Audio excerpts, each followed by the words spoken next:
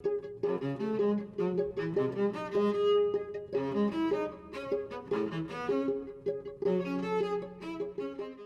there, my name is Richardson. I'm a Shreveport-Bossier artist. I am the marketing coordinator here at the Bossier Arts Council, as well as a sitting member with the American Advertising Federation of Shreveport-Bossier and a freelance graphic designer with Bossier Arts.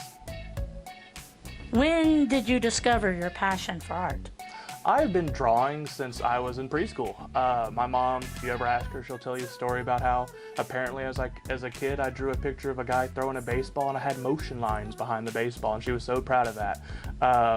And she said that at that point she knew that I had a bigger interest in art than most kids my age. It was probably around middle school that I started getting more interested in artwork. That's when I was one of the first kids here in Shreveport-Bossier to become part of the Talented Arts program at Bossier when it first moved up from Lower Louisiana.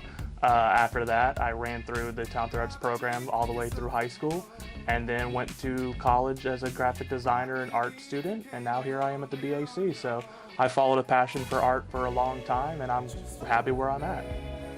What type of art do you do? I'm more known right now as a digital artist. I work with graphic design, digital artwork, stuff like that, but I do a lot of pen and ink work. I've always loved just straight black and white pen and ink work, and I have dabbled around in some paint work and color pencil, stuff like that, but mostly right now I do work in digital design and I found my passion in that kind of work. What are your biggest influences? Honestly, my biggest influences come from, as a child, I loved animation. I love cartoons, and I've watched animation cartoons for years now. A lot of my work, I feel like, comes with a very vivid color, dynamic line work, stuff like that, and I feel I pull that a lot from animation. I also truly enjoy graphic novels, manga, webtoons, comics, all that good stuff. And but if I want to talk about more classical inspirations, obviously Vincent van Gogh is a huge representation of mine, as well as a lot of artists of that time. More modern artists, local artists too. I pull a lot of inspiration from my fellow artists in the area, like Ben Moss and Hillary Frazier and Bailey Harris, and so I get influenced by a lot of stuff, especially from just around where I live. How do you feel digital art holds up against traditional art?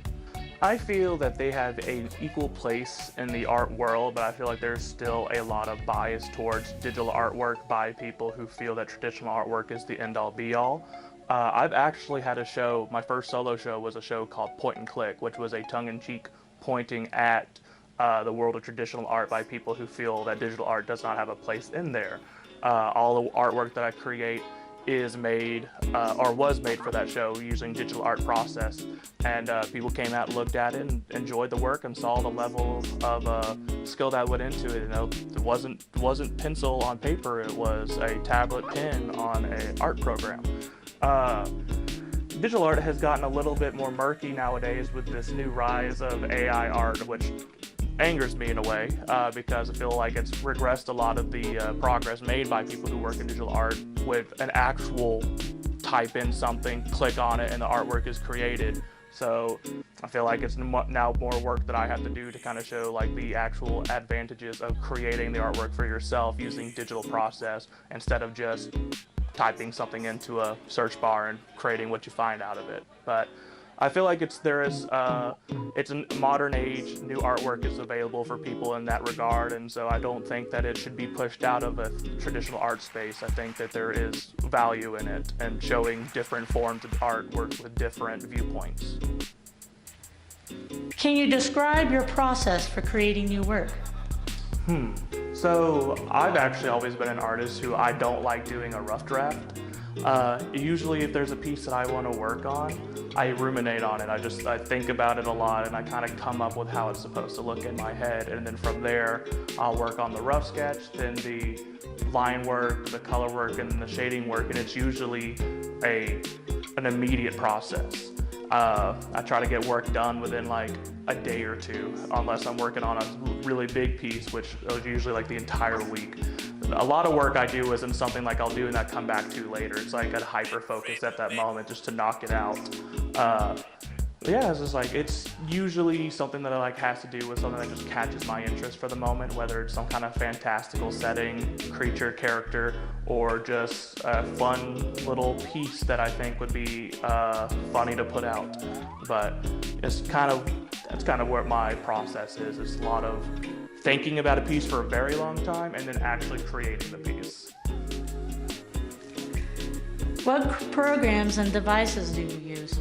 I mainly use a Wacom tablet, a little Intuos black small Wacom tablet about yay big, and then I use Adobe Photoshop and Adobe Illustrator when I'm doing digital work. When I'm doing pen and ink, it's honestly whatever notebook I have, and like a little Stadler mechanical pencil, and then just an array of 0.03 to 0.1 micron pens.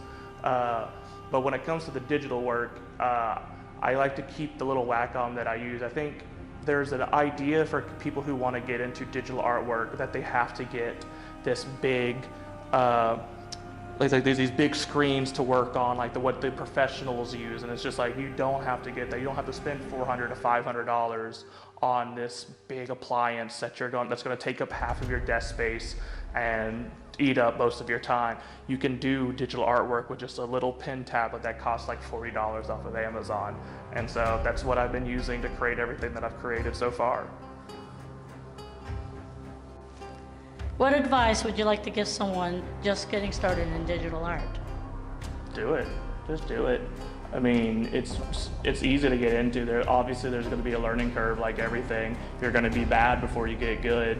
I made some weird stuff when I was first starting out. I had like a little Sketchbook Pro program, and I was like, nothing looks good on this, and then I just kept doing it. And people compliment me for my skills in Adobe Illustrator, and it mainly came from taking a class for Adobe, and while everyone moved on to Adobe Photoshop, I just stayed in Illustrator and was just creating things that I wasn't really supposed to be making in Illustrator. I was creating artwork when Adobe Illustrator is meant for logos and vector programs. I was doing entire full pieces just because I didn't realize how to use Photoshop, and I was just breaking a program to try to make it work for the way I wanted it to work. And by doing that, I learned my way around Adobe Illustrator and then was able to take that into Photoshop. So a lot of it is just like, just break a program, make it work the way you want to work it, and then from there, learn how to actually use it. At that point, you just have all this knowledge to put towards whatever you're creating. And so yeah, like at the end of the day, just do it and see what you make when you create something in it. Just play around in MS Paint until you can play around in Premiere.